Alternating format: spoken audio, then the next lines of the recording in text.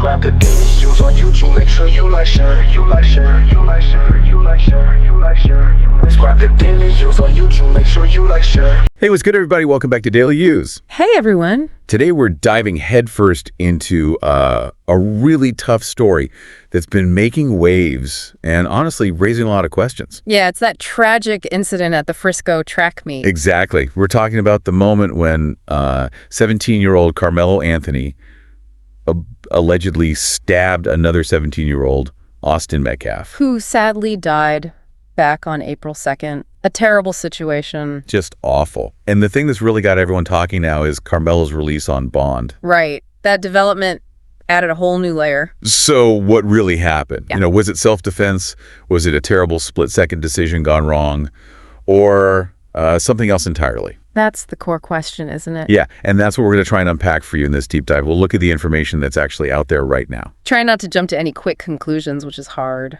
Definitely hard. What immediately stands out is just how fast narratives are forming online. Oh, absolutely. Even with so much still unknown, right? You see people taking really firm stances already, arguing, passionately for self-defense or suggesting totally different motivations. Yeah.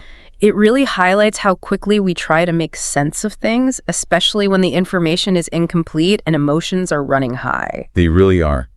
And for you, our listener, that's really the core of what we want to explore here today.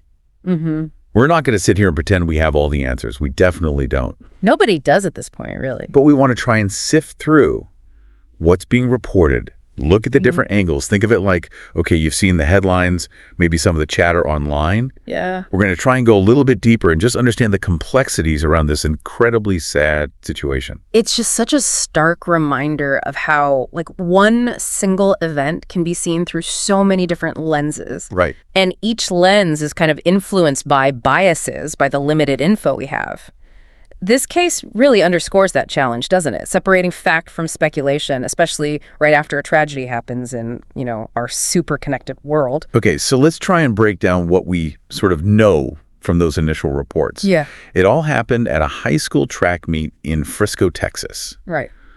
There was some kind of argument, and this is like a really key point where reports seem to differ. Mm-hmm. The trigger. Yeah. Some accounts suggest it started over something that seems almost, trivial, like a seat, or which team's tent people were sheltering in during some rain. Yeah, I saw those reports. And somehow, this argument escalated. It escalated to the point where Carmelo allegedly stabbed Austin. And then you have the crucial part that's fueling so much of the debate online, the claim of self-defense. Exactly. You see a lot of chatter, especially, it seems like on X, right? Mm-hmm. With some people saying Austin and his friends were the aggressors, maybe even trying to assault Carmelo. Suggesting he had no other choice but to defend himself. Right. But then on the flip side, you have others saying, no, that wasn't it at all. That the stabbing was, a result of anger in the heat of the moment. That discrepancy about how it all started is, it's critical, isn't it? It feels like everything hinges on that. Yeah, because if the disagreement did start over something relatively minor, it forces us to look at how things could escalate so quickly, so extremely. Mm-hmm. It raises all sorts of questions about what actually happened in those moments right before the stabbing. Were there misunderstandings, verbal threats? Was there a perceived physical threat? Right. These are exactly the kinds of things investigators will be digging into. It's almost hard to wrap your head around the idea that seating arrangements could lead to this. So devastating. It is. Now, let's dig into that self-defense claim a bit more. For, a regular person, self-defense feels like it should be the absolute last resort. Mm-hmm. Like if someone is genuinely trying to hurt you, you're in serious, immediate danger. But what does that actually mean, legally? That's a crucial distinction. Yeah. What are the key things that would need to be true for this to be seen as self-defense by the law? Okay, so legally, self-defense usually boils down to a few key elements. First, there generally needs to be a reasonable belief of imminent harm. Reasonable belief. Okay. Meaning the person genuinely believed they were in immediate danger right then and there. Second, the force used, in this case, deadly force, must be seen as necessary to prevent that harm. Necessary. And typically, it needs to be proportionate to the threat they perceived. Proportionate, right. So investigators are likely looking hard at witness statements, trying to understand the sequence of events. Mm-hmm. any physical evidence from the scene, obviously.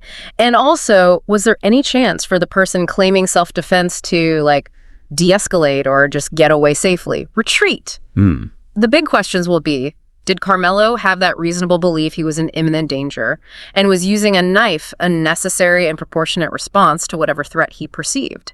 Okay, yeah, that makes sense. That reasonable belief part, though, that seems like it could be really tricky to figure out after everything's happened. It absolutely can be. Hindsight is always clearer. For sure. Now, let's flip it. What if the investigation finds this wasn't self-defense? Right. What if they determine Carmelo acted mostly out of, say, anger or frustration, and using a knife wasn't justified by an immediate threat to his safety? What kind of legal trouble could someone be looking at then? Well, if self-defense is ruled out, the potential legal outcomes could vary quite a bit. It really depends on the specific findings about intent and the circumstances. Okay. Charges could potentially range from something like manslaughter, which often involves a death caused by recklessness or like a sudden heat of passion, all the way up to different degrees of murder, which usually require showing a greater level of intent or malice aforethought. Wow. Okay. So a wide range of possibilities. Definitely. And it's important to stress that fact that Carmelo was released on bond, that doesn't automatically mean self-defense is proven or accepted. Right. Good point. It just means he met the conditions set by the court for release while the investigation and legal process continue. And that's a point I think is really, really important for everyone following this case to get. Bond release isn't a verdict. Not at all. Now, going back to all that conflicting stuff online, we've got these two, very different stories being pushed. Yeah, the dueling narratives. One paints Austin and his friends as the aggressors. The other suggests it was just a minor argument that blew up tragically. It's so tough to know what to believe when you're just seeing, tweets or posts. How much weight should we, just as observers trying to understand, give to those kinds of online discussions? That's such a relevant question today. Social media is, like you said, a double-edged sword here. Yeah. On one hand, sure, it can give a platform to lots of different voices. Maybe witnesses or people with some direct knowledge might share something there first. Potentially. But on the other hand, it's just a massive breeding ground for speculation, for rumors, for really emotionally charged opinions that might have zero basis in fact. Totally. So it's just crucial, really, to approach anything you see on social media with a lot of skepticism and try to prioritize official sources, police statements, credible news reports as the actual investigation unfolds. It really shows the challenge, doesn't it?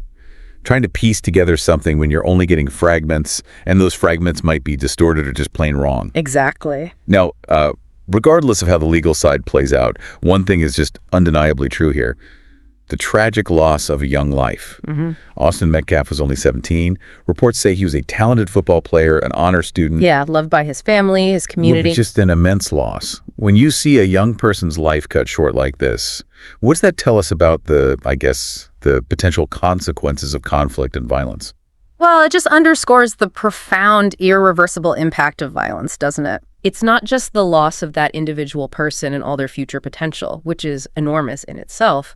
It's the ripple effect. It hits everyone who knew them, family, friends, teachers, teammates. It's just a stark, devastating reminder of how fragile life is and, frankly, the ultimate cost of trying to resolve disagreements with physical harm. And, it feels important to also acknowledge that the other young man involved, Carmelo Anthony, he's also facing a completely life-altering situation. Absolutely. Regardless of the legal outcome. He's 17 too. If, hypothetically, his self-defense claim is eventually supported by the evidence, he still went through an incredibly traumatic event that ended with someone else dying. A heavy burden to carry. And if not, well, he could be facing incredibly serious legal consequences. It really just makes you stop and think about how quickly things can spiral. It really does. And the importance of finding ways, especially for young people, to navigate conflict without it ever getting close to violence. Absolutely.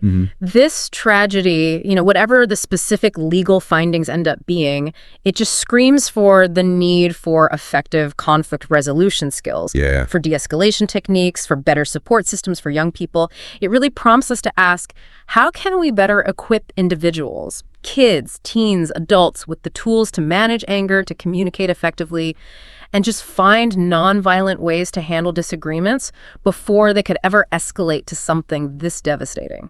So as we kind of wrap up this initial deep dive into the information we have right now about this tragic incident, we keep coming back to that central, difficult question. Self-defense or something else. Yeah. Was the alleged stabbing an act of self-defense driven by a real fear of harm? Or was it the result of anger, frustration, something else boiling over? We've seen how quickly those different narratives took hold online, some suggesting Austin and his friends started it. Right, banding them as aggressors. While others point back to that seemingly minor initial disagreement about a tent or a seat. And it's just so vital to reiterate, isn't it? The investigation is ongoing. The full facts, they're just not known yet. Definitely.